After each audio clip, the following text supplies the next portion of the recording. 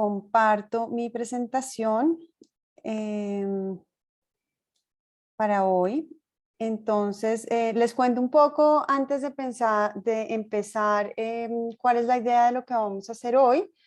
La universidad en términos generales es muy consciente de que toda la investigación que se hace en la universidad debe seguir los estándares de ética de la investigación y de integridad científica que tenemos a nivel nacional, que son muy pocos, aunque los estamos desarrollando, y que se tienen a nivel global. O sea, cuáles son las buenas prácticas en términos de investigación que debemos seguir.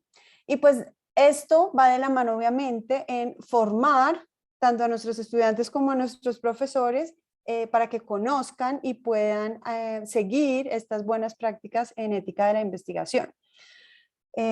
Yo estoy a cargo del curso de ética de la investigación en el doctorado, que es todo un curso que ven los estudiantes de doctorado para informarse y formarse sobre todo en ética de la investigación, y ese curso los ayuda a prepararse justamente para pasar por ese comité de ética de la investigación, en donde se les da el aval para sus proyectos de investigación.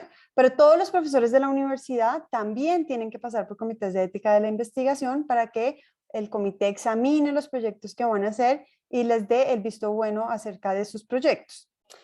En ese orden de ideas, pues a Ángela y pues en general a la vicerrectoría académica le parece muy importante que estos primeros pinitos que están haciendo ustedes en investigación en el pregrado también vengan acompañados por algún tipo de formación en ética de la investigación, para que en la medida en que aprendan las diferentes metodologías que van a aprender durante este semestre o en los semestres posteriores, pues en paralelo también aprendan sobre estas buenas prácticas de ética de la investigación.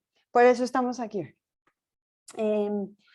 Entonces, pues es un taller muy corto, pero pues tiene esta idea como de por lo menos darles una luz sobre de qué se trata esto de la ética de la investigación, alguna herramienta para tomar decisiones éticas en la investigación y sobre todo como para abrirles cuestionamientos para que estén mucho más sensibles, como que se sensibilicen a esos aspectos de ética que quizá no conocían antes en las investigaciones que van a hacer.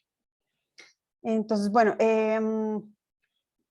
perdón que no me presenté al comienzo, pero lo hago ahora. Mi nombre es Manuela Fernández Pinto y yo soy profesora del Centro de Ética Aplicada y del Departamento de Filosofía también en la Universidad de los Andes, y pues como me oyeron decir ahorita, estoy encargada de los temas de ética de la investigación en la universidad y dicto varios de estos talleres, así como este curso que les contaba de ética de la investigación en el doctorado. Entonces, si tienen cualquier duda acerca de ética de la investigación en sus proyectos, pueden, después de este taller, pueden comunicarse conmigo. Yo con mucho gusto les ayudo. Ok, entonces quisiera empezar como con un tema mucho más general, que es hablando de la ética, o sea, no solo la ética en la investigación, sino de la ética en términos muy generales. Que pensemos un poco que ese actuar ético no solo se limita a actuar bien en términos generales, sino que ese actuar bien está supeditado, digamos, a la esfera en la que yo actúo. ¿Cuáles son las buenas o las malas prácticas? Depende un poco de la esfera en la que yo esté actuando en la sociedad.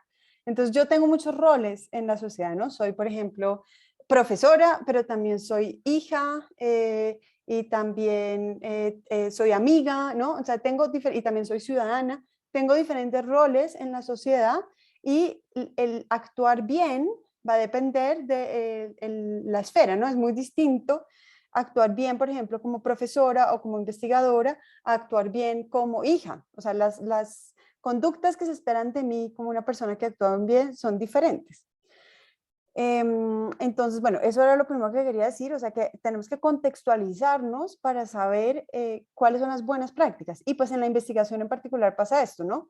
Para saber cuáles son las buenas prácticas, pues hay que saber, conocer, formarse en cuáles son las buenas prácticas en la investigación, que son diferentes de las buenas prácticas que tenemos como ciudadanos, como hijos, como amigos, etcétera. Entonces, bueno, la ética, como seguramente ustedes ya lo saben, está relacionada con nuestras acciones o nuestra conducta. La ética es una valoración que hacemos, en ese sentido es normativa, o sea, no está describiendo los hechos, sino que está estableciendo qué se debe hacer, es valorativa. Y lo que valora no es cualquier cosa, lo que valora es muy específicamente las acciones humanas. Entonces, cuando hablamos de ética, estamos hablando de cierta valoración que hacemos de nuestras acciones. Y esa valoración generalmente la hacemos en términos de lo bueno y lo malo, lo correcto, lo incorrecto, lo aceptable y lo inaceptable. Estos son generalmente los términos que usamos. ¿Cómo establecemos cuando una acción es buena o mala? ¿O qué principios o reglas generales deberían guiar nuestras acciones? Entonces, ahí está como un poco la pregunta filosófica, ¿no? O sea, ¿cómo determinamos cuál es el criterio para establecer cuando una acción es buena o mala? Y eso, pues los filósofos han, como seguramente saben también, han investigado durante milenios estas cuestiones y han establecido como ciertas teorías que nos pueden ayudar a determinar cuándo algo es bueno o malo. No vamos a estudiar estas en este taller porque es mucho más complejo de lo que alcanzamos en este taller, pero sí, yo sí les voy a dar algunas herramientas de la filosofía para que podamos distinguir una acción buena de una acción mala en la investigación. Entonces, bueno, esta es una pregunta que quisiera hacerles a ustedes. La ética es una forma de actuar en la vida cotidiana, o sea, establece cuáles son las buenas maneras de actuar en la vida cotidiana. Y quizá para todos es claro que es importante seguir buenas prácticas, por ejemplo, en tanto hijo o en tanto ciudadano, ¿no? O sea, nos permite convivir, tener buenas prácticas en nuestra conducta en estos ámbitos, pero quisiera preguntarles a ustedes más específicamente por qué es importante para la investigación. Ahí llegó una nueva estudiante. ¿Por qué es importante para la investigación? No sé si alguno quisiera contarme. ¿Cuál es la intuición que tienen? Pues yo podría pensar que es importante para la investigación, tengo tos, en Tranquilo. tanto en la investigación produce conocimiento, pero siento que en esta producción de conocimiento también se extrae conocimiento Ujú. y se extraen informaciones y cosas de las personas o de otras entidades que no tienen que ser personas, sino animales, etcétera, eh, hasta lo material.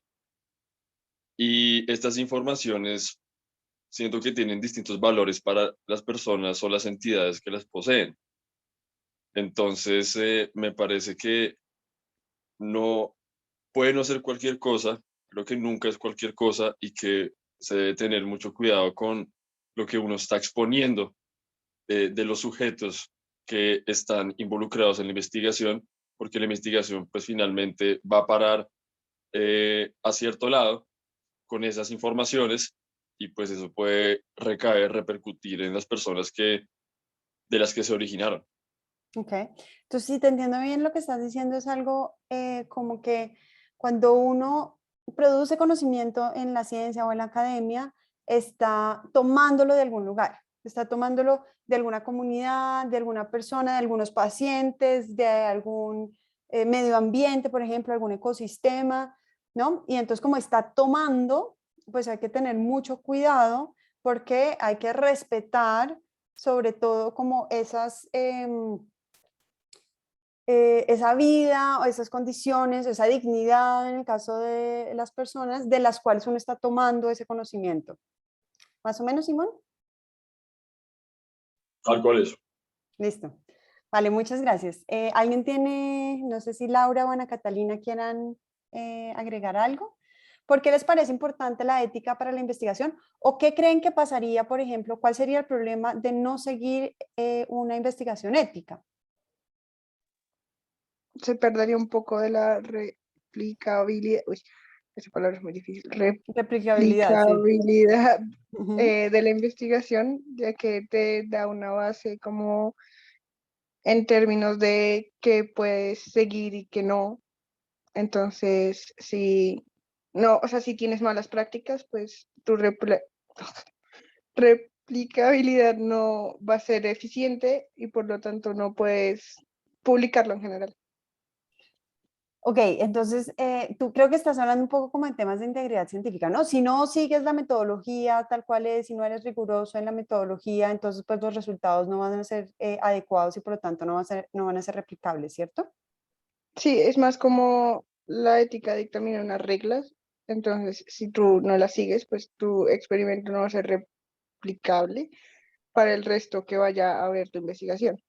Ok, sí, pero aquí me gustaría hacer una distinción, ya que Laura nos dio este chance, me gustaría hacer una distinción entre seguir las reglas metodológicas y seguir las reglas éticas, ¿no? Porque cuando hablamos de buenas prácticas en ética de la investigación, estamos hablando no de las reglas metodológicas, sino de las reglas en términos de las buenas conductas que se esperan de los investigadores. Em, entonces, podemos tener, Laura, para que te hagas una idea, podemos tener investigación que es metodológicamente muy buena, replicable, todo lo que tú quieras, pero éticamente muy cuestionable. No sé si puedes pensar en un ejemplo. En una en psicología de los que metieron en Yale, creo, en un sótano para ver si se volvían locos, Ok, que los encerraron. Sí, que los ese no me lo sé, pero encerraron. cuéntanos, ok.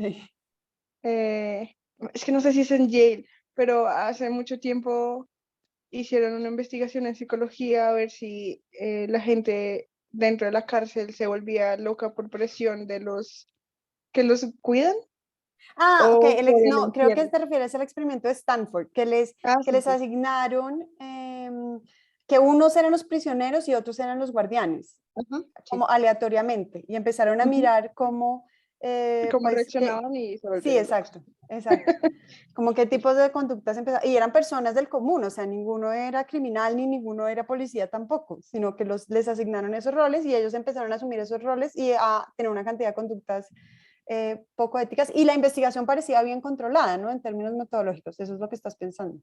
Ajá, sí. Ok, pero es muy cuestionable poner a las personas en esa situación desde el punto de vista ético. Sí, y Listo, encerrarlos súper. y Perfecto, ponerlos a sí. variar. Perfecto, sí, ese es de Stanford, ese experimento, ya sé a cuál te refieres. Listo. Entonces, sí, en efecto, pues puede pasar que investigaciones que sean muy buenas desde el punto de vista metodológico sean muy malas desde el punto de vista ético y viceversa. Puede haber investigaciones que uno diría, no, pues esta investigación va a ser buenísima porque va, no sé, a ayudarle a una población históricamente marginada o a curar a todos estos pacientes y resulta que la parte metodológica es muy mala y entonces pues no logra lo que quiere lograr. Entonces ahí se ve cómo están entrelazados de manera muy significativa los aspectos éticos con los aspectos, esto en filosofía se llama epistémicos, es decir, los aspectos metodológicos que nos llevan a procurar el conocimiento que queremos procurar.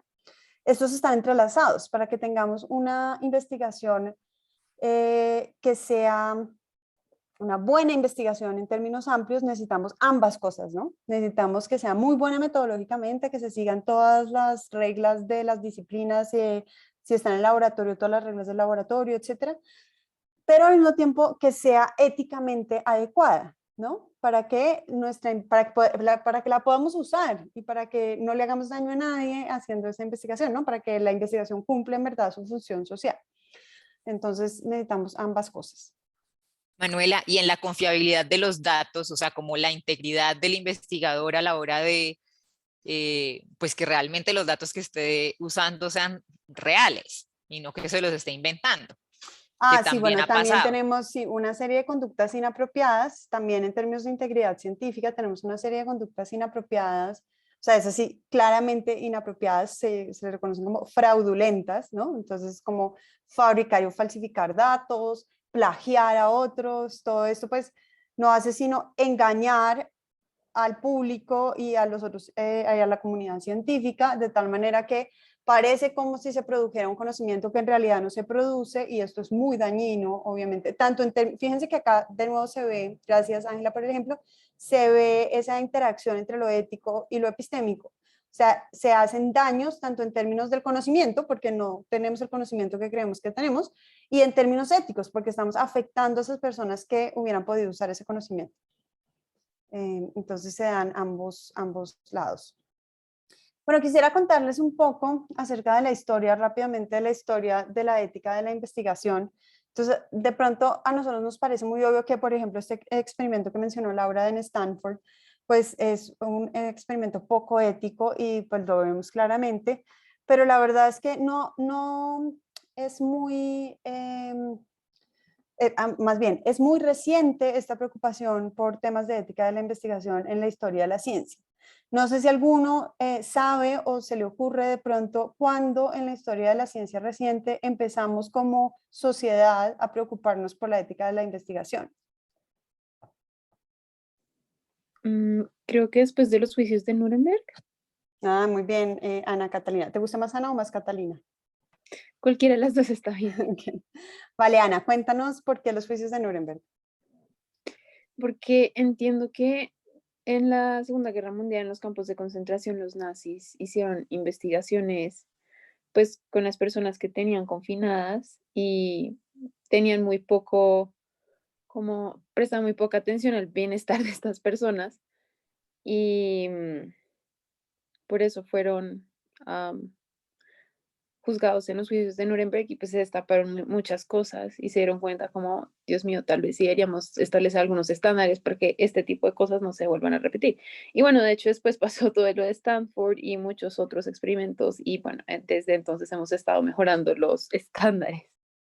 Sí, Ana, vale, muchas gracias. Sí, en efecto, ese es el punto crucial de la historia, porque es con el fin de la Segunda Guerra Mundial y cuando llegan los aliados a los campos de concentración que se dan cuenta de todos estos experimentos que estaban haciendo los nazis con las personas en los campos, obviamente sin ningún tipo de consentimiento, o sea, los obligaban a estar en esas investigaciones y pues eran investigaciones completamente inadecuadas, inmorales desde el punto de vista ético, donde simplemente explotaban a estas personas, muchas veces causándoles hasta la muerte o unos efectos secundarios gravísimos. Entonces, aquí les tengo una foto de uno de esos experimentos, que es los experimentos sobre hipotermia que hicieron los nazis en los campos de concentración, en donde sumergían a las personas a temperaturas muy, muy bajas para ver cuánto podía soportar y cuánto tiempo podía soportar el cuerpo humano a bajas temperaturas. Pensando en experimentos que les pudieran ayudar en términos de, por ejemplo, los ejércitos nazis pasando los inviernos en Rusia, ¿no? O sea, como todas estas campañas militares que tenían en mente, pues tener información acerca de esto era muy importante para ellos. Pero pues lo hicieron de una manera completamente inadecuada desde el punto de vista ético. Y muchos de estas personas que se sometieron, que fueron sometidas más bien a estos experimentos, pues murieron en estos experimentos. Cuando los investigadores nazis terminan la Segunda Guerra Mundial y los investigadores van a ser juzgados en los juicios de Nuremberg, como dijo Ana, les preguntan por qué hicieron eso. Y ellos, la defensa de ellos es bastante importante en esta historia, porque la defensa de ellos es que ellos no estaban haciendo nada mal. Estas investigaciones son muy buenas desde el punto de vista metodológico. Recordemos que los alemanes eran pues los mejores científicos de la época. Alemania era uno de los centros de investigación y los centros de producción científica más importantes del mundo, sino el más importante del mundo a comienzos del siglo XX. La gente iba a estudiar a Alemania para volverse científica y pues hacían muy buena investigación desde el punto de vista metodológico. Entonces, por ejemplo, no le podríamos decir a ellos que sus experimentos eran negligentes o que estaban fabricando datos o que no eran replicables. No, todo eso sí era. O sea, en ese sentido estaban bien hechos. Pero desde el punto de vista ético-moral, pues eran terribles. Entonces, la defensa de ellos en los juicios es que ellos no estaban haciendo nada mal, que de hecho sus investigaciones eran muy buenas desde el punto de vista metodológico, era buena ciencia, y que de hecho sus colegas, otros científicos en el resto del mundo, hacían exactamente lo mismo. Entonces que no entendían por qué a ellos los estaban juzgando de esa manera. Y pues lo cierto es que tenían razón. Los científicos en el resto del mundo también tenían muy malas prácticas con respecto a la ética de la investigación. Un ejemplo claro de esto y muy famoso es el caso de los estudios Tuskegee, que fueron un estudio, que se hizo en Tuskegee, al sur de los Estados Unidos, con un grupo de hombres negros para estudiar la sífilis. Cuando empieza este estudio en 1932, no se conocía todavía una cura, un tratamiento para la enfermedad, y lo que pretendía el estudio era mirar cómo se desarrollaba, digamos, en el cuerpo, o sea, cuál era la sintomatología del cuerpo que tenía sífilis hasta que moría. Entonces daban a los participantes, por ejemplo, les daban ¿cómo se llama esto? Como los costos funerarios, era parte de lo que les garantizaban si participaban en la investigación. También hubo como fallas en el estudio porque no les daban la información completa acerca de la enfermedad que tenían, sino que eso se conocía coloquialmente en esta área geográfica como que los pacientes tenían una cosa que denominaban bad blood, como mala sangre. En vez de nombrarlo como una enfermedad, la sífilis y cómo se transmitía y en qué consistía, entonces dejaban como esa ignorancia en la población. Pero el punto crucial desde el punto de vista ético de esta investigación es que a mitad de camino se encuentra la penicilina y se encuentra que la penicilina es un buen tratamiento para la sífilis.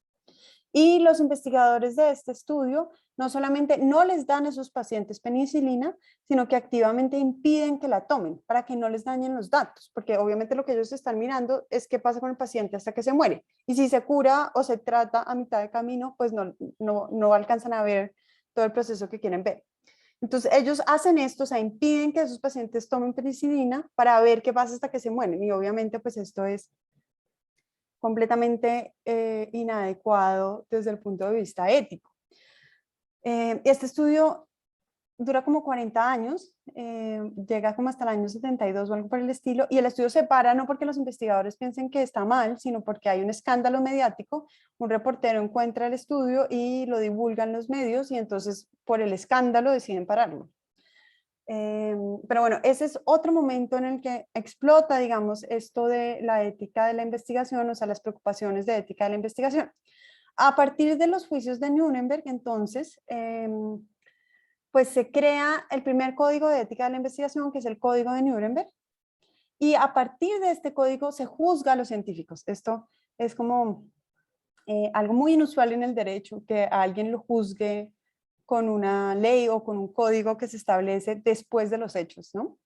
Pero así fue en el caso de los científicos de Nuremberg. Y a partir del estudio Tuskegee en Estados Unidos, el presidente decide formar una comisión nacional encargada de establecer las pautas, digamos, a nivel nacional de ética de la investigación, a partir de la cual se crean los comités de ética de la investigación en Estados Unidos, lo que se llaman como IRBs, que son los Internal Review Boards, para revisar todos los proyectos de investigación y darles aval antes de que comience. Y también sale un reporte que se llama el reporte Belmont, en donde se establecen como todas estas pautas que deben seguir los investigadores haciendo investigación. Además de estos casos, pues también más recientemente tenemos cuestiones de ética de la investigación relacionada con animales, por ejemplo, que es un tema actual en Colombia, que ¿en qué medida se pueden usar o no animales para hacer investigación científica? Esa sería la pregunta. ¿Y en qué medida estamos como maltratando y explotando estos animales de una manera éticamente inadecuada? Y bueno, y hay cuestiones de ética de la investigación en todas las disciplinas, siendo más específico, o sea, podríamos hablar más específicamente de muchas áreas.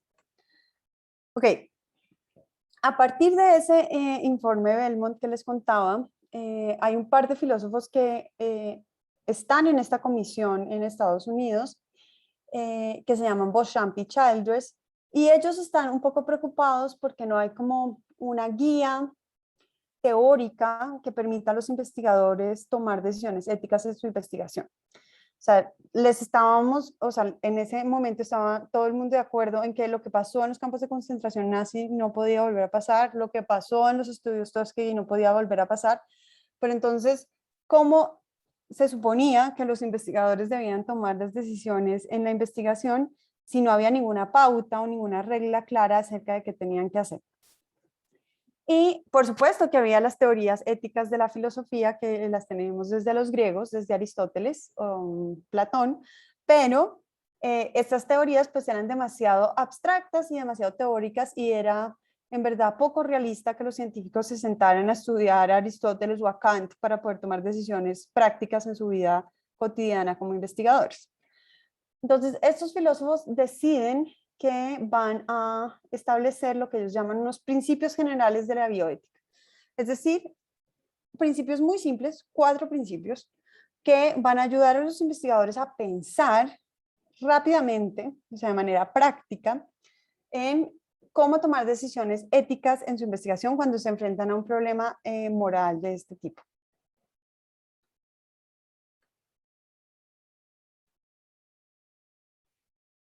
Entonces, ellos se hacen la pregunta de qué principios, qué máximas, qué reglas generales deberían seguir, o sea, tienen que ser suficientemente generales para que puedan aplicarse a una gran variedad de casos, pero suficientemente flexibles para que nos permitan adaptarse también a una gran diversidad de casos. ¿Cómo podríamos entonces ponernos de acuerdo en algunas reglas fundamentales que eviten abusos como los de Tuskegee o los de los campos de concentración? ¿Qué principios básicos deberían guiar la investigación científica y por qué? Entonces, estos investigadores llegan a la conclusión de que hay por lo menos 4 de estos principios, y yo se los voy a nombrar muy rápidamente. Ahorita, en un momento, vamos a hacer un taller en el que van a usar estos principios. Entonces, les voy a pedir el favor que tomen nota o, no sé, tomen fotos o capturas de pantalla para que tengan la información disponible en lo que sigue. Entonces, esos principios generales de la bioética son 4. El principio de beneficencia, el principio de autonomía, el principio de justicia y el principio de no maleficencia. Se los voy a explicar brevemente. Según el principio de beneficencia, hay que hacer bien una actividad y hacer el bien a otros mediante una actividad bien hecha. Esto concerniente en particular a la investigación científica. Entonces, la investigación científica debe seguir el principio de beneficencia. Debemos hacer bien nuestra ciencia, y ahí viene como esta parte de hacer bien el trabajo, seguir con integridad las normas de las disciplinas, y además hacer el bien a otros mediante una actividad bien hecha. Es decir, tenemos que tener fines de la investigación que procuren un bien a los pacientes, un bien a la sociedad, un bien al medio ambiente, un bien a algún actor externo. Esto pues surge de la reciprocidad implícita en la vida social, o sea, como miembros de una sociedad, los científicos también, los investigadores también somos miembros de una sociedad, y por lo tanto es nuestra manera de retribuir a esa sociedad ese conocimiento que aportamos. Tener en mente siempre actuar en beneficio del otro, o sea, que el conocimiento que producimos sea para generar el bien. Y pues obviamente la parte de hacer bien una actividad, que significa pues ser competente, eficiente, diligente y responsable. No se puede ser negligente en la investigación científica porque eso va en contra del principio. Tenemos el principio de autonomía. Este es un principio muy importante, sobre todo en la investigación con sujetos humanos, según el cual las acciones autónomas no deben ser controladas ni limitadas por otros. Entonces, siempre que nosotros vamos a incluir a otros en nuestra investigación, a otros seres humanos en nuestra investigación, debemos garantizarle la autonomía a estas personas de participar en la investigación. Respetar los puntos de vista y derechos de otras personas, asumir que estas personas tienen opiniones propias y pueden elegir estar o no de acuerdo con nuestra investigación. Y esto es muy importante para ustedes en particular, asegurar las condiciones para una elección autónoma. Entonces, para garantizar esta autonomía en la investigación, se creó lo que se conoce como el formato de consentimiento informado. Hoy en día, en la investigación científica con seres humanos, siempre se pide un consentimiento informado. Es decir, el otro que va a participar en mi investigación debe entender de qué se trata mi investigación y su participación en mi investigación, y debe consentir voluntariamente participar en mi investigación.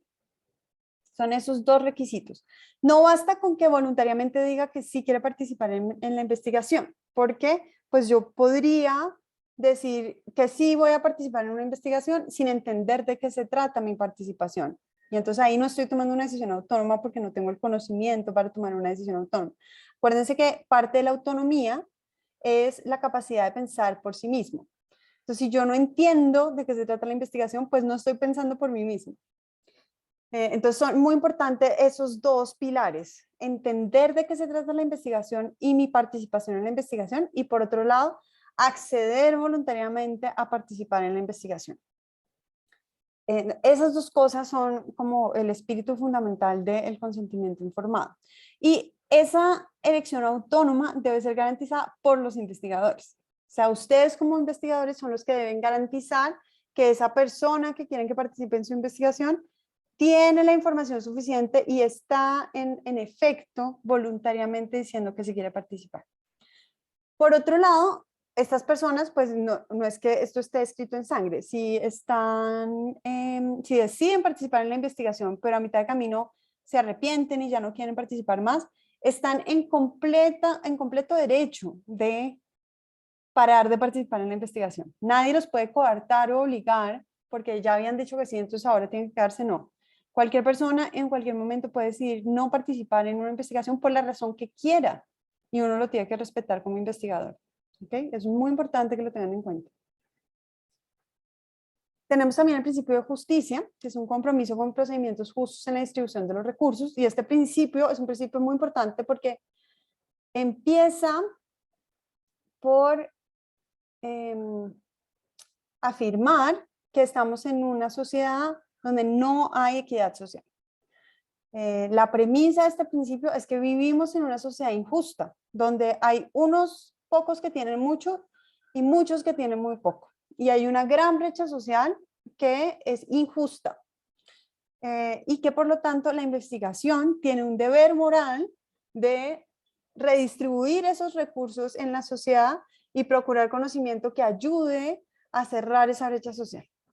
Entonces, procurar la distribución justa de beneficios, riesgos y costos, asegurar la imparcialidad y la equidad en la investigación, contrarrestar la falta de oportunidades e inequidad social, etc. Entonces, ojo con este principio de justicia. Este es un principio que si viviéramos en una sociedad justa, pues no existiría, porque el conocimiento podría producirse sin pensar en cerrar esa brecha social. Pero como estamos en una sociedad que ha sido históricamente injusta y todavía lo es, tenemos que pensar en producir conocimiento que ayude a conseguir esa justicia. Y finalmente tenemos el principio de no maleficencia, que es un principio que dice, ante todo, no hacer daño. O sea, la investigación científica debe procurar conocimiento que haga un bien, no un daño. Entonces, siempre debemos evitar causar daños o perjuicios a otros siendo personas o la sociedad en general o el medio ambiente, ¿no? O sea, o los animales, no solo los seres humanos, sino es más amplio. Y no solamente se refiere como exclusivamente al, por ejemplo, el que está, la persona que está en mi investigación, sino en general, si el conocimiento que yo produzco a mediano o largo plazo puede generar daños, hay que pensar en eso también. Obliga a someter a consideración los daños que se pueden seguir de una determinada actuación para evitarlos o por lo menos minimizarlos. Esto también es importante porque a veces es inevitable que la investigación científica cause daños, pero son daños que nos parece que pues no son tan grandes comparados con los beneficios que se obtienen de la investigación. Esto sucede, por ejemplo, en los estudios clínicos. Entonces, piensen, por ejemplo, en los estudios que se están haciendo para mirar si las vacunas del COVID son efectivas o no. Todo estudio aleatorio controlado, pues porque se le está dando tratamientos activos a los pacientes del grupo de tratamiento, pues puede acarrear daños porque puede tener efectos secundarios. Es común que estos grupos de tratamiento tengan efectos secundarios que son dañinos, ¿no? Entonces a alguien, no sé, le puede dar, por ejemplo, un sarpullido por la vacuna o se puede desmayar o puede tener efectos secundarios inesperados. Eso es un daño, claramente, pero el daño está minimizado. Los investigadores tienen que asegurarse de que, por ejemplo, las dosis que le dan a los pacientes están controladas para evitar grandes daños.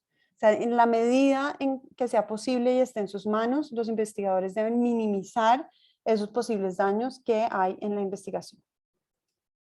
¿ok? Entonces, hay estos casos límites en donde socialmente consideramos que no es tan malo estos estudios en donde inevitablemente hay ciertos daños, porque el beneficio social que hay del conocimiento que se produce es muchísimo más grande. O sea, la cantidad de personas que se han salvado, las vidas que se han salvado y las enfermedades que se han salvado por tener estas vacunas, pesa muchísimo más que haya unos efectos secundarios concretos en algunas personas durante los ensayos clínicos.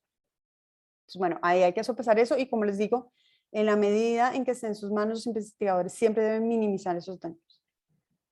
Lo mismo con los animales, la investigación con animales es igual. Hay que minimizar los daños que se le hacen a los animales. Hay que minimizar, por ejemplo, el número de animales que hay en la investigación, o sea, hay que calcular muy bien con cuántos animales se puede obtener resultados significativos y no se pueden usar más de esos porque se le haría daño extra a ciertos animales. Hay que mantenerlos en buenas condiciones en los laboratorios. Hay unos experimentos en donde pues tenemos unos efectos secundarios muy fuertes en animales que no permitiríamos nunca en seres humanos, ¿no? Como por ejemplo los estudios con ratas sobre cáncer que les generan tumores y así. Entonces, esos experimentos donde claramente se está causando un daño muy visible a los animales, también tienen protocolos de eutanasia cuando terminen los experimentos, porque se considera más éticamente adecuado que esos animales mueran al final del experimento que permitirles seguir viviendo en esas condiciones. Pero bueno, estos son un poco casos extremos que creo que ustedes no van a tener. Ok, entonces ahora sí vamos a hacer el análisis de caso. Yo creo que como somos tan poquitos podemos hacerlo acá, no por grupos, lo tenía pensado por grupos, pero creo que lo podemos hacer acá entre todos. La idea es que hay un caso que voy a leer y ustedes pueden discutir si ese caso cumple cada uno de los principios o no. ¿Vale? Entonces, a medida que yo vaya leyendo el caso, si quieren, tómense el tiempo para ir anotando si les parece que cumplen los principios o no. Yo igual les doy unos minutos para que piensen. Entonces, este es un caso de una investigación contra paludismo y es el siguiente. La Quasiamara o coachi es un arbusto tropical americano de gusto amargo y conocido desde hace siglos por las poblaciones autóctonas latinoamericanas por su efectividad como insecticida natural y para combatir el paludismo. Desde inicios de los años 2000, profesionales del Instituto Francés de Investigaciones para el Desarrollo, IRD, vienen trabajando con la Quassia en Guayana. Desde entonces se han concentrado en la planta, en sus propiedades curativas, así como en el conocimiento y uso que le dan las comunidades locales a la misma. Esta actividad ha sido publicada en varios artículos científicos y les ha valido a los investigadores en 2013 el Premio a la Innovación para el Sur, otorgado por el mismo IRD. En marzo de 2015, el IRD presentó una molécula aislada, la SKE, presente en la planta y prometedora de curar el paludismo, a la Oficina Europea de Patentes. Sus objetivos son proteger su descubrimiento, suscitar el interés de un laboratorio farmacéutico y producir un nuevo medicamento. Entonces, les dejo un minutico para que piensen si en este caso se cumplen o no cada uno de los principios.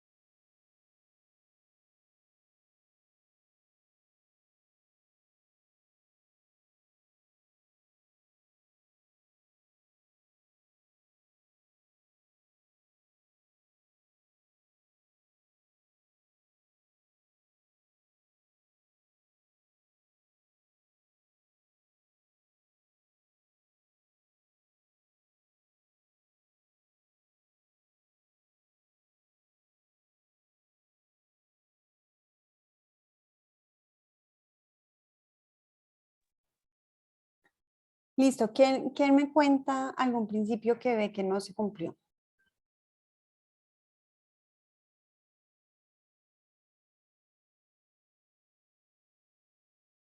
Pues yo creo que es por falta de información, porque no tengo suficientes datos de cómo se procedió en la investigación, pero a mí me queda pregunta sobre el principio de autonomía, Ok, ¿por mm, qué? porque en cierta parte se dice que se estudia el uso que le dan las comunidades locales a la planta. Ujú, Eh, pues supongo que hubo contacto por parte de los científicos con las comunidades que u- emplean esta planta. Y ujú. tampoco sé de dónde estos mismos extrajeron la planta como tal. No sé, hay como ciertas cosas que yo creo que tuvieron que implicar un encuentro con las comunidades y no sé bien qué pasó ahí para que los científicos pudieran pues, obtener suficiente evidencia y demás. Ok, gracias, Simón. Sí, entonces uno en principio diría, si esto se hiciera bien, las comunidades deberían, los investigadores deberían ir a las comunidades, contarles cuál es su objetivo, ¿no? Y decirles que si quieren participar en la investigación, proveyendo esta información acerca del uso de la planta y lo que conocen en su conocimiento tradicional sobre la planta. Em, y garantizando que estas personas, estas comunidades, digan que sí quieren participar o que no quieren participar. Y si no quieren participar, pues los investigadores no deberían forzarlos y seguir con esta investigación así, ¿no?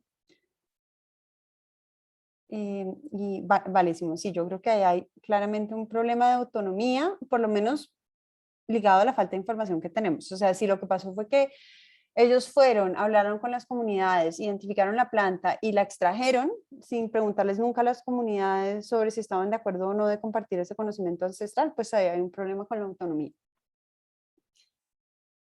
¿Alguien más? Justicia, Laura, cuéntanos.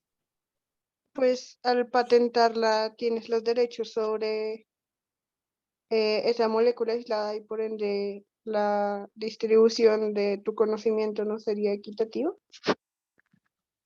Ok, entonces, ¿y por qué es un problema de justicia? Por qué no deberías hacer eso en este caso en particular? Porque es una enfermedad, entonces al ser una enfermedad y tener restricción de acceso, hace que pues la gente que se enferma y no tiene los recursos no pueda curarse básicamente. Sí, entonces fíjense que esto tiene dos niveles. Uno es el que Laura creo que está evidenciando y es el problema de si las patentes en general son justas o no, ¿no? Alguien podría, y esto es una controversia que se ha dado mucho en este momento de pandemia, en donde al comienzo, cuando se estaban empezando a desarrollar las vacunas, pues hubo mucha insistencia en que ese conocimiento debería ser no patentable, o sea, que deberían poder replicar esas vacunas para que hubiera más acceso a las vacunas a nivel mundial, porque esto pues es una enfermedad que está matando a millones de personas y entonces necesitábamos la cura, pues sí, necesitamos algún tipo de protección y las patentes pues parecen ser una obstrucción al acceso. Entonces, esa es una discusión que se puede dar acá y es en términos de justicia, lo que es justo y lo que no es justo. Porque obviamente además quienes tienen acceso más rápido y mejor a las vacunas, pues aquellos que están en países con mayores recursos y dentro de esos países aquellos que tienen más recursos. Entonces ahí hay un problema de inequidad social.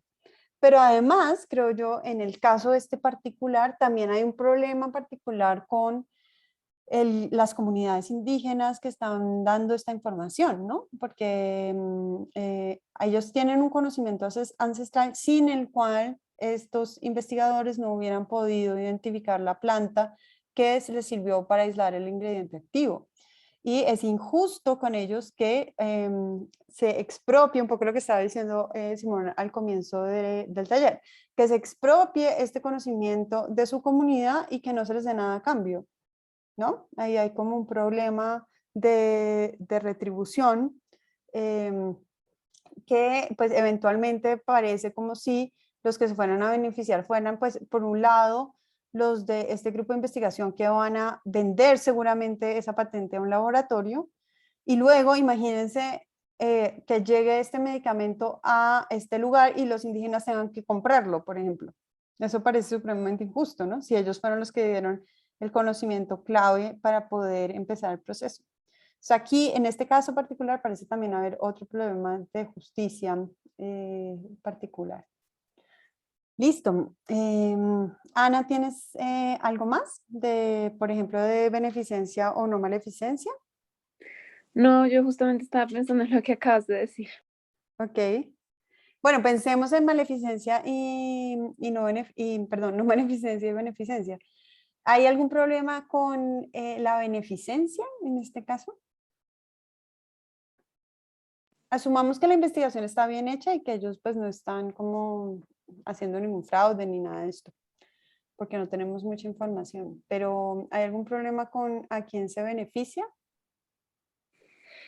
Pues en principio, pues más allá del tema de justicia que acabamos de hablar, creería que no, porque se está creando algo para la sociedad y Ujú. que potencialmente, si está bien hecho, también podría ayudar a la misma comunidad. Sí, correcto, pero desligado el problema de la justicia, ¿no? Porque pues lo que sería Exacto, correcto sería exacto. que esa comunidad tuviera acceso.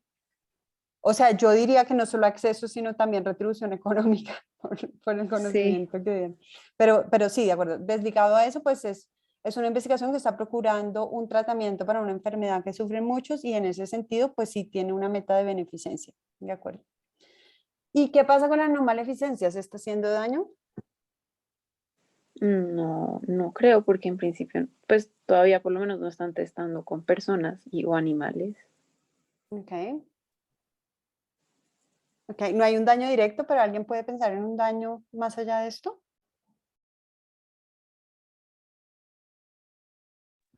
Luego en la producción no tendrían problemas como en cuanto a dónde lo plantan y eso, como si ¿Dónde la... plantan la planta? Ajá, No, sí. pero acuérdate que ellos ya no necesitan la planta porque ya aislaron el ingrediente activo. O sea, la idea sería producirla en laboratorio. No, entonces no sé. Creo que no. Simón, ¿a alguien le están haciendo algún daño?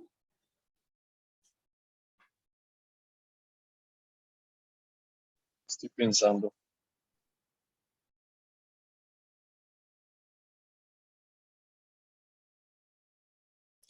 Yo creo que asumimos que eventualmente, dale Simón, cuéntanos. No, no, yo había pensado, se me había cruzado por la cabeza algún tema medioambiental, pero no lo tengo muy desarrollado. Ok. Bueno, dos cosas. La primera es que, como dijeron antes, eventualmente habrá que hacer estudios aleatorios controlados para probar el medicamento para poder producirlo en masa y venderlo. Entonces, en ese sentido, como les dije antes, todos los estudios clínicos aleatorios controlados producen algún tipo de daño, ¿no? Como estos efectos secundarios, pero los investigadores deben minimizarlo. Entonces, si los minimizan adecuadamente, pues ahí no habría un problema con el principio. Pero yo no sé si hay un daño simbólico a la comunidad. O sea, pensemos en daño más que como que le peguen a alguien o le causen un daño físico a alguien directamente. Yo no sé si hay un daño simbólico a la comunidad que habría que tener en cuenta, porque están tomando un conocimiento tradicional de esa comunidad y básicamente yo siento, si esto sucede solamente con la información que tenemos acá y no de otra manera, que la comunidad está siendo explotada para obtener, y que los únicos que se benefician, por lo menos en términos de propiedad intelectual y económicos, son los investigadores, no la comunidad. Entonces ahí yo pensaría que de pronto se podría hablar de un daño en ese sentido. Claro, no es un daño directo y en eso estamos de acuerdo en el sentido, o no es más bien, no es un daño físico, ¿no? No es como que le estén causando daño a algunos individuos particulares de la comunidad, sino que es más bien simbólico, ¿no? Les están usurpando un conocimiento y luego aplicándolo para beneficio y estoy hablando sobre todo el beneficio económico, ¿no? Porque, claro, uno dice, bueno, pues el beneficio del tratamiento es muy bueno, o sea, eso va a ayudar a muchos, eso no es cuestionable, sino me estoy refiriendo más bien al beneficio económico que puedan tener los investigadores o el laboratorio. No sé Tengo una pregunta, Manuela. Cuando Adelante. ocurren las patentes, ¿el uso de la planta también se ve restringido? Es decir, ¿la comunidad no podría seguir usándola para sus No, no, no, medicinas tradicionales o eso no, no no, se no. afecta? No, eso no se afecta. Lo que se ve restringido es el uso del medicamento como ellos lo producen, es decir, el ingrediente activo más los componentes extras que tengan. Nadie puede producir un medicamento para vender de las mismas características Ok. Mm, por el tiempo que dura la patente, que generalmente son 20 años, y después ya pueden empezar a hacer genéricos, por ejemplo. claro, sí, porque Pero si no, fuera en pero el ese uso de la sentido, planta no. entonces también sería, uno podría pensar en un Ah, daño no, sí, eso sería directo gravísimo. así, Ujú. claro. Pero Sí, sí, si sí. no, sí, es más bien como un daño simbólico, ¿de acuerdo? Es como extraer un conocimiento y no dar crédito, básicamente, Correcto, sí. ¿no? Sí, Si exacto. habláramos de citar un trabajo Sí, correcto. académico, Mm. lo veo algo, algo parecido, es Sí, es como análogo, no sería dar análogo. el crédito de dónde salió Sí. ese, Con, ese con conocimiento. el, con el aliciente, digamos, de que pues aquí hay un problema claramente de justicia social, ¿no? O sea, como que son comunidades, o sea, es un problema de colonialismo, ¿no? Esto lo han hecho las farmacéuticas históricamente, han usurpado, o sea, la gran mayoría de medicamentos que tenemos disponibles en Occidente hoy en día vienen de conocimientos ancestrales de las comunidades indígenas que los investigadores usurparon y lograron, pues también hay un trabajo ahí que las comunidades quizá no hubieran podido hacer, ¿no? Que es el trabajo de laboratorio, de tomar estos ingredientes activos, de lograr hacer estos medicamentos y de producirlos en masa, que pues obviamente no, no estoy diciendo que es que les quitaron la oportunidad a las comunidades de hacerlo, no, eso no es el caso. Pero, pues sí parece haber una deuda histórica con este conocimiento ancestral que no se reconoce. Ok, les voy a contar un par de cosas sobre otros temas como para puntualizar. Entonces tenemos el caso del consentimiento informado que ya les había mencionado.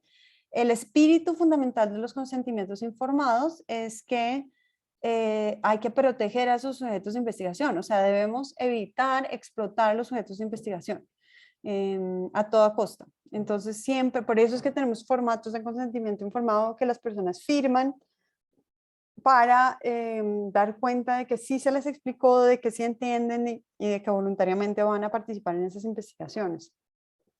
Generalmente el default del consentimiento informado es escrito, pero hay casos en donde también se permite oral, ¿no? Entonces, de nuevo, como el espíritu es la protección del sujeto, por ejemplo, si uno va a trabajar con una comunidad analfabeta, pues tener un conocimiento escrito, pues no protege a los sujetos, ¿no? Al revés, como que los engañan un poco, ¿no? Porque no tienen acceso a la información por escrito. Entonces, de acuerdo a lo que ustedes vayan a hacer, pues hay que hacer un consentimiento que sea apropiado para esa comunidad. Siempre con miras a proteger a los sujetos de investigación.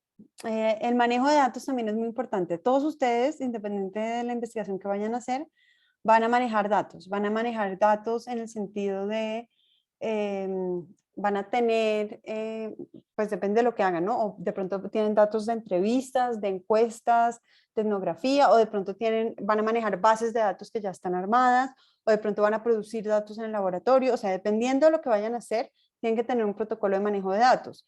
¿Quién tiene acceso a los datos? ¿Dónde se van a guardar? Seguramente en términos de seguridad, estos datos.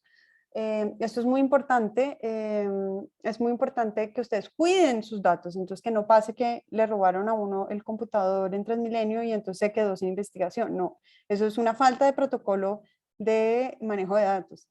O sea, tienen que guardar sus datos en un sitio seguro, con clave, que no dependa como de algo físico, sino que esté en la nube, por ejemplo, que tengan acceso restringido solamente ustedes y sus tutores, por ejemplo, etcétera. Si van a manejar confidencialidad en los datos o no, es decir, si hay sujetos de investigación en sus investigaciones a los que les van a garantizar que no van a revelar su identidad, entonces tienen que tener un protocolo para hacer eso. Y esta es muy importante, nunca se piensa dónde van a guardar los datos cuando se termina la investigación y por cuánto tiempo. porque esto no lo pensamos mucho, pero tiene que haber un protocolo sobre eso. Hay investigaciones en donde es prudente guardarlas 5, 10 años, 20 años. Hay investigaciones en donde es prudente destruir todos los datos apenas termine la investigación. Va a depender de qué es lo que vayan a hacer ustedes. Manuela, Y ¿y por qué dale. destruir esos datos? Qué pena. Sí, porque ¿Por qué se a piensa en veces hay destruir? información, porque a veces hay información muy sensible que pone en peligro a los sujetos. Entonces, Ya, porque los se pone en peligro. considera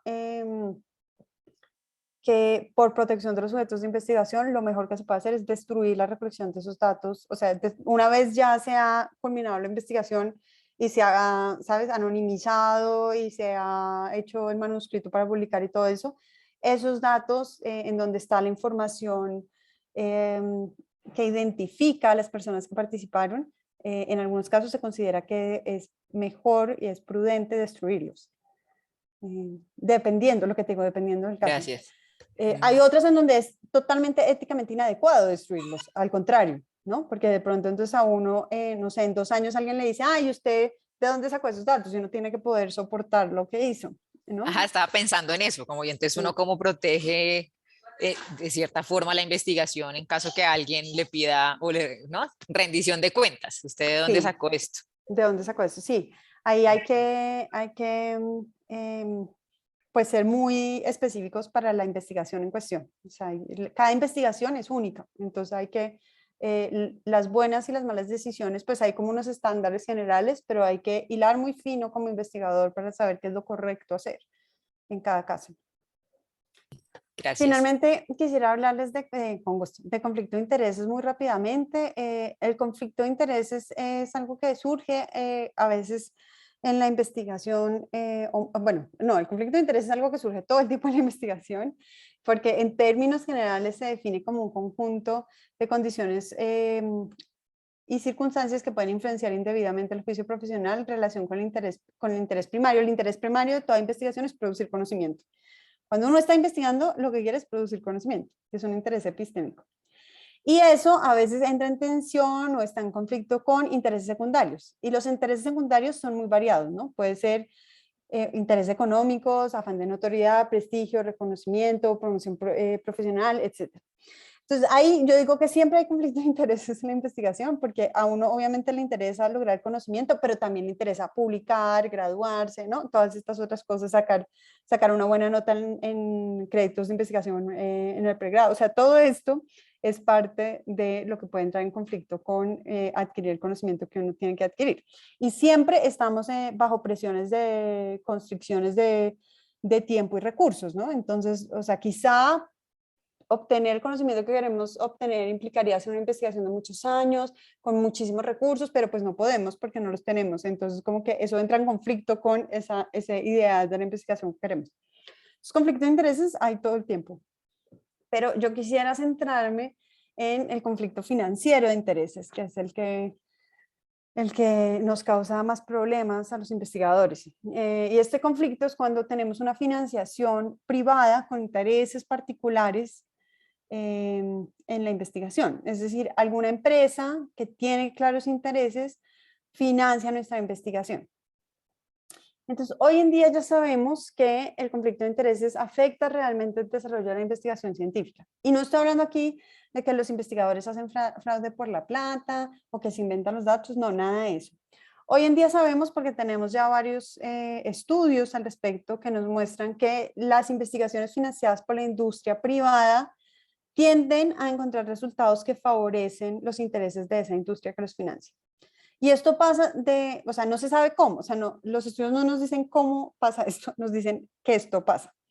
Entonces sabemos que de alguna manera recibir financiación privada afecta, sesga los resultados de las investigaciones a favor de esos financiadores, pero no entendemos muy bien cómo pasa esto. Y en muchos casos esto pasa sin que afecte la calidad de las investigaciones. Es decir, como decía antes, no es que los investigadores estén haciendo fraude, los investigadores están tomando decisiones que parecen adecuadas, pero de alguna manera inconscientemente toman decisiones que tienden a favorecer a sus financiadores. Entonces aquí pues es un tema difícil porque es difícil de controlar y porque nosotros como individuos somos muy malos juzgándonos sobre qué tanto nos afectan estos conflictos de intereses financieros.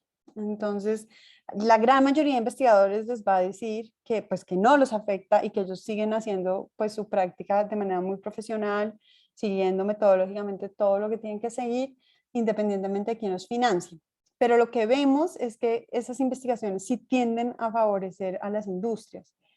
Entonces, bueno, acá hay un problema, les quería comentar esto porque hay un problema real para la investigación científica al que quizá algunos de ustedes se van a enfrentar en su vida y lo importante es que tengan en cuenta que esto existe y que siempre, siempre hay que declarar esos conflictos de intereses porque uno es muy malo juzgando cómo lo afectan a uno esos conflictos.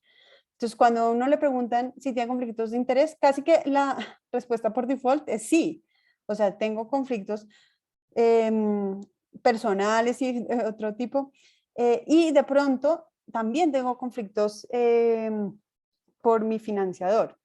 Entonces, si a mí mi investigación está siendo financiada por una empresa privada, yo siempre tengo que declarar que hay un conflicto porque estoy recibiendo dinero de una parte con intereses en esa investigación. ¿Ok? No sé si eso quedó claro o tienen alguna pregunta. Yo tengo una pregunta. Dale, Ana. En muchos de los comités de ética a los que uno aplica hay como un formulario y siempre está la pregunta de ¿tiene usted conflictos de intereses? Este tipo de preguntas se refiere solo a los conflictos de intereses financieros, ¿cierto? No a ningún. No. No, a todos. Se refiere a todos, porque uno también puede declarar conflictos. Por ejemplo, si tengo un conflicto, voy a entrevistar a mi familia.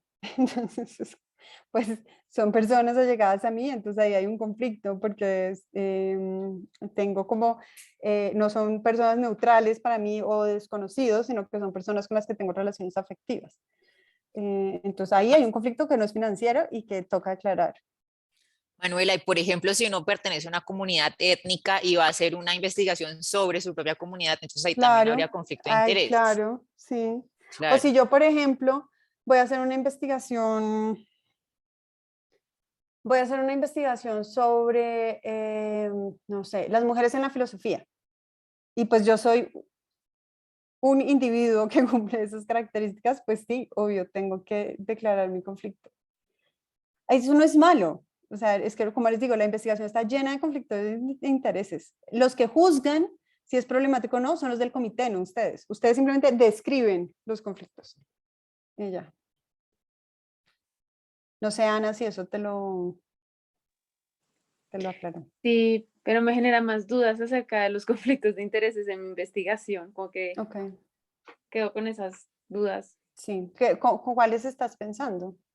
No, como cuáles podrían ser los conflictos de intereses en mi investigación. Ujú. Sí, pues piensa, bueno, podrías decir también los que no tienes, o sea, si estás recibiendo financiación privada, entonces podrías decir, no estoy recibiendo, si no estás recibiendo, podrías decir, no estoy recibiendo financiación de ninguna entidad privada en investigación. A veces no hay conflictos actuales, sino potenciales, esos también hay que declararlos. Por ejemplo, si yo soy un estudiante de ingeniería biomédica y estoy desarrollando un prototipo, en este momento sin financiación externa, con financiación de la universidad, pero mi prototipo tiene potencial de ser comercializado en un futuro a partir del cual yo podría lucrarme, yo tengo que decir eso. Tengo que decir, o sea, en este momento no estoy recibiendo financiación externa de ningún privado, pero sí mi prototipo tiene potencial de ser comercializado. Ok, ¿Ok? gracias. Tengo una pregunta. Dale. Si, digamos, en el caso de esto, efectivamente la financiación es privada, o sea, es de la universidad, pero ellos, sin embargo, Ah, no, no... pero eso no es privada, eso es interno. Ah, ok, listo. Financiación privada es cuando hay una empresa privada que te está dando dinero, una empresa privada con intereses particulares que te está dando dinero para desarrollar tu investigación. La universidad es una, pues, o sea, sí, es una empresa privada en un sentido, pero para nuestro caso no es una empresa privada, sino que es una institución académica que se interesa primariamente por la producción de conocimiento. Entonces ahí la universidad no te va a coartar la producción de conocimiento. No sé si eso te aclara. Listo, muy claro. Listo, súper. Ok, además de estos temas, hay muchos otros temas de ética de la investigación e integridad científica que no tocamos y que son importantes para que tengan en cuenta, ¿no? O sea, tenemos las conductas inapropiadas, ¿no? O sea, obviamente no se puede ni fabricar ni falsificar datos, ni tampoco plagiar a otros, todo eso ustedes ya lo saben. Hay que tener protocolos si la investigación es colaborativa, es decir, ustedes no están solos, sino que hay un equipo de investigadores y sobre todo si tienen la relación que ya es de facto con un tutor específico, aclaren cuáles son los protocolos de esa relación y de esa investigación. O sea, por ejemplo, si van a producir un artículo, quiénes van a ser los autores, o sea, todo esto debe estar claro desde el comienzo. Y bueno, hay muchísimos otros aspectos, como les conté, si ustedes hacen investigación en laboratorio, hay protocolos específicos, si hacen investigación con animales, hay protocolos específicos, etc. Yo quería invitarlos ya para finalizar, de nuevo no en parejas porque somos muy poquitos, pero para que piensen un poco sobre las consideraciones éticas en sus proyectos de investigación. De pronto, pues, y quizá como son solo 3, ustedes me pueden contar rápidamente de qué se tratan sus investigaciones y podemos pensar un poco en qué cosas deberían tener en consideración. No sé, ¿quién quisiera empezar?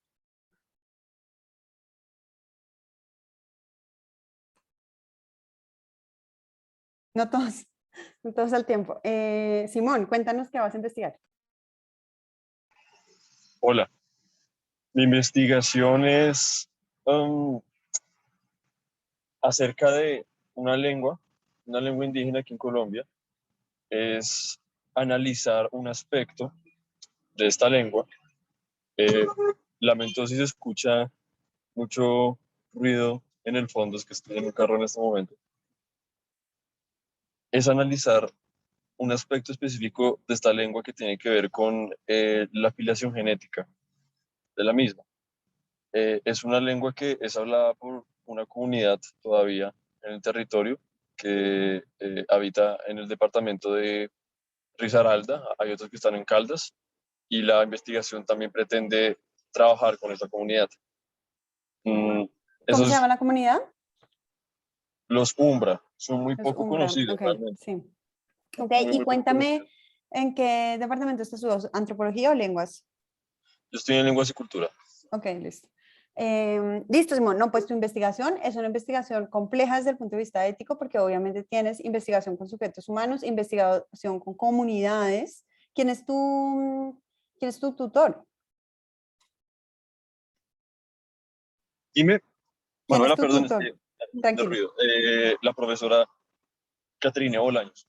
Caterina. Ok, listo. Entonces es muy importante que con ella, pues que seguramente ella tiene mucha experiencia en esto, que con ella establezcan los protocolos, cómo van a armar los consentimientos informados, si necesitan, por ejemplo, en el caso de investigación con comunidades indígenas o con comunidades afro, muchas veces se necesita algo que se llama legalmente la consulta previa, es decir, hay que consultar a la comunidad, a los líderes de la comunidad, si la comunidad está dispuesta a hacer esta investigación o no, antes de empezar a hacer la investigación. Entonces, ese es un factor que me parece también importante para tu caso. Claro. En mi caso, nosotros queremos obtener los datos con los que vamos a trabajar de dos orígenes, de dos fuentes. Una es con la comunidad, como ya he dicho, otra es una fuente escrita. Entonces yo también creo que pues aquí, sobre todo la parte ética debe entrar en consideración con el trabajo con la comunidad como tal, pero es que incluso em, soy consciente de que la parte ética se extiende más allá porque ciertos recursos con los que vamos a hacer este trabajo con la comunidad son recursos y pues distintas herramientas que vamos a usar han sido aportadas con un semillero de investigación y hay como personas que no son coautores de mi investigación como tal, que de todas maneras pues han contribuido para que estén en las condiciones para que se pueda hacer la investigación. Entonces, yo sé que por, por muchas vertientes hay consideraciones éticas y en definitiva tengo que pensarme muy bien eso. Correcto. Eh, y te quería hacer una pregunta de una vez, Manuela, y Dale. es si contigo se pueden hacer consultas personales en esos temas. Claro, si me escribes podemos tener una cita. Pero ven y te respondo de una vez esta pregunta que tenías al comienzo sobre los comités de ética. Entonces, los comités de ética en la universidad funcionan de la siguiente manera. Hay un comité central que evalúa todos los proyectos de los profesores y los proyectos de los estudiantes de posgrado que tienen financiación externa. Luego, cada facultad tiene comité de ética que se encarga de evaluar los proyectos de investigación de sus estudiantes de posgrado, es decir, todas las maestrías y todos los doctorados. Eso quiere decir que ustedes están un poco volando, o sea, los estudiantes de pregrado no tienen un requisito de pasar por los comités de ética de las facultades, motivo por el cual la vicerrectora de investigaciones, Silvia Restrepo, considera que lo que debemos hacer en estos casos es que sus tutores garanticen que se siguen los protocolos de ética de la investigación en sus investigaciones. Es decir, la persona que los va a guiar en términos de ética de investigación son sus profesores, los que están trabajando con ustedes. Ahora, yo no creo que si ustedes mandan los proyectos a los comités de ética, se los rechacen. O sea, si ustedes quisieran mandar los proyectos a los comités de ética de sus facultades porque consideran que hay mucha complejidad en términos de ética de la investigación y se sienten tanto ustedes como sus tutores más seguros mandándolo a los comités de ética, yo creo que pueden hacerlo. O sea, es solo consultar, pero yo no vería problema en principio con que hagan eso. Pero digamos, según la normatividad de la universidad, ustedes deberían trabajar con sus tutores en términos de ética de la investigación. Y si tienen alguna pregunta específica, Simón en particular, si quieres podemos, o bueno, no, cualquiera, cuadrar una cita y pues yo les ayudo. Muchas gracias, Manuela. Sí, me Listo. interesa. Y pues en su Vale. momento, pero listo, ya voy a anotar eso. Listo, Simón. Ana, cuéntanos de qué se trata el tuyo. Bueno, mi proyecto de investigación parte un poco desde el racismo epistémico y cómo en el siglo pasado muchas comunidades negras lograron que para combatir este racismo epistémico se establecía la Cátedra de Estudios Afrocolombianos. Entonces, la idea era hacer una propuesta preliminar en la universidad de un curso afín. Y para esto vamos a hacer análisis documental de cursos o programas similares en otras universidades colombianas y vamos a entrevistar a profesores que han trabajado con estos cursos y además de eso vamos a hacer una encuesta a estudiantes para preguntarles sus intereses al respecto y experiencias previas, por ejemplo, con la cátedra que en teoría debieron haber visto en el colegio. Vale, Ana. Y esto, una pregunta, ¿van a hacer observación en clase entonces? No. Solo entrevistas. Análisis documental, entrevistas y encuesta y ya. Ah, listo, perfecto. Ok, bueno, pues ahí tienes obviamente, ¿y con quién estás trabajando? Disculpa. Con la profesora Nancy Palacios del Departamento de Educación. De educación. ¿Y tú estás en educación? No, yo estudio psicología y lenguas. Listo, ok, perfecto. Entonces, fíjate que ahí pues hay algunas cosas que tienes que tener en cuenta. Claramente, consentimientos informados para todas las entrevistas y las encuestas que hagas. Y como vas a hacer entrevistas, pues es importante, no sé si han pensado en decirles a los participantes que van a mantener la confidencialidad de sus datos. Pues las medidas que hemos pensado tomar, también porque vamos a preguntar a los profesores sobre las dificultades que han tenido para implementar estos cursos, es mantener la anonimidad de los entrevistados. Obviamente la encuesta ya es anónima, te voy a hacer ahí una sugerencia pequeñita. Cuando hablamos de entrevistados, nunca hablamos de datos anónimos, porque la anonimidad existe en los datos cuando ni siquiera el investigador puede identificar a los sujetos, pero ese no va a ser tu caso. Okay. Tú vas a hacer Entonces, entrevistas y entonces confidencialidad. obviamente que sí los puedes identificar. Entonces, en esos casos hablamos de confidencialidad. Ok, listo. Entonces, mantener la confidencialidad de la Correcto. identidad de ellos. Exacto. Y también al final, cuando ya hayamos escrito los resultados, por lo menos los resultados les vamos a mostrar el documento para que lo revisen y Les nos van a avisen compartir si antes de hay publicar. algo exacto que Sí, quieran chévere. que Buenísimo. sea. Eso debe estar en el consentimiento. O sea, Sí. den por escrito que van a hacer eso. Yo tenía Sí, una súper pregunta. chévere. Claro, cuéntame. Y era, o sea, tenemos estas dos medidas, pero yo quería saber si también era importante anonimizar, por ejemplo, la institución de una vez desde todo el documento, o si podría quieren, decir, sí.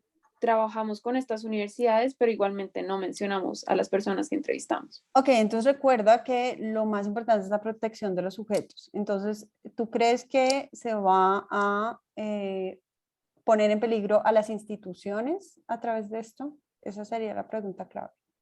Porque si, por ejemplo, o sea, si vas a poner en peligro a las instituciones porque de pronto, no sé, salen cosas negativas con respecto a esa institución, o sea, como que la gente no sabe sobre esos temas o algo por el estilo, yo las anonimizaría también, o sea, mantendría la confidencialidad de los nombres de las Ok. instituciones. Pues, Para que después, porque, o sea, piensa también en la parte legal, o sea, esto ya paréntesis, Sí. no es ética, es la parte legal, para que después, o sea, una institución te podría demandar por calumnia si haces este tipo de cosas, si la información es comprometedora. ok, pues Entonces, como también íbamos a analizar como por así decirlo, la rama teórica de cada uno de los cursos, porque no todos los cursos afrontan de la misma manera los estudios afrocolombianos. Pensamos no anonimizar la universidad, porque en todo caso es como reconocer, por así decirlo, el trabajo que llevan haciendo, pero ujú. trabajar muy, muy, como de forma más categórica las dificultades que han tenido para implementarla sin mencionar a nadie en específico. Sí, lo Solo otro en que general, estas son las categorías. de pronto también valdría la pena que pidieras consentimientos a las instituciones, o sea, no solo a los participantes, sino a las instituciones. Eso se hace, por ejemplo, cuando uno hace investigación en colegios, uno no solamente le pide el consentimiento a los profesores y a los estudiantes y a los padres, sino que le pide el consentimiento al rector para hacer la investigación en el colegio. Podrías hacer algo similar con la universidad. Y entonces ahí le podrías preguntar al rector si quiere que el nombre de su institución aparezca o no. Y así es decisión de ellos y Pero no de si me dice ustedes. que no, no se volvería una investigación encubierta o algo así súper. Ah, no, si te dice que no puedes hacer la investigación, no la puedes hacer. Tienes que Baila, respetar no. la autonomía. No la puedes Ok, hacer. sí, baila. Te toca buscar Mm, otra institución, ok, ¿vale? gracias. Y no, de nada, se nos está acabando el tiempo, entonces me gustaría escuchar a Laura. Una última Bueno, pregunta sobre eso también. Pero si Dale. el rector te dice o le dice a Ana, usted puede hacer la investigación, pero no Pero que nombre no a la, aparezca el que nombre, no aparezca exacto. el nombre, podría Sí, ser. eso era lo que yo estaba sugiriendo, que en vez de preguntarse ella de si usa el nombre o no, que le pregunte a la institución de si quiere que use el nombre o no. Y entonces así, pues si te ok, dice que sí, pues lo puedes usar, y si te dice que no lo puedes usar, pero que sí puedes hacer la investigación, pues entonces usas un seudónimo. listo, muchas gracias. Vale. Laura, ahora sí. Bueno, yo estoy en el grupo de investigación de biofísica, entonces mi investigación se centra en eso. Estoy trabajando con bacterias, con ese Aurus dorado. Entonces, básicamente mi investigación es ver los efectos de la desecación sobre la membrana celular. ¿Y Y estás ya, trabajando eres de biología o de física? de física, Ok, ¿y con quién estás trabajando? con chat. Ok, Chat, Lady, pues sí, listo. Entonces, pues ahí yo creo que lo clave de tu investigación es seguir todos los protocolos de laboratorio, obviamente, y tener un claro protocolo de manejo de datos y tener un claro protocolo de cómo van a funcionar las autorías posibles de los resultados, que eso es clave en ciencias. O sea, habla de eso antes de empezar la investigación, o pues ahora que apenas está comenzando, listo. Ok, ¿vale? bueno, listo. Listo, bueno, gracias a todos y a todas por contarnos de qué se trataban las investigaciones. Espero que hayan despejado algunas de las dudas que tienen con respecto a la ética de la investigación. Si tienen más preguntas, surgen en el camino, pues como les dije, me pueden escribir un email, se las resuelvo por email, o si son más complejas y quieren una cita, podemos tener una cita. Y pues dejo la puerta abierta por si necesitan algo más. No sé, Ángela, si quieras terminar con algún otro detalle. No, agradecerte a ti, como siempre, Manuela, y a todos, y a Simón, y a Laura y a Ana, pues por estar aquí. y saben que también cuentan conmigo para cualquier duda, pues más logística, ahí sí, estamos pues atentos. Gracias de nuevo. Muchas Gracias. gracias. Que tengan buen fin de semana. Gracias. Igual para ti, Manuela. Gracias a todos. Chao.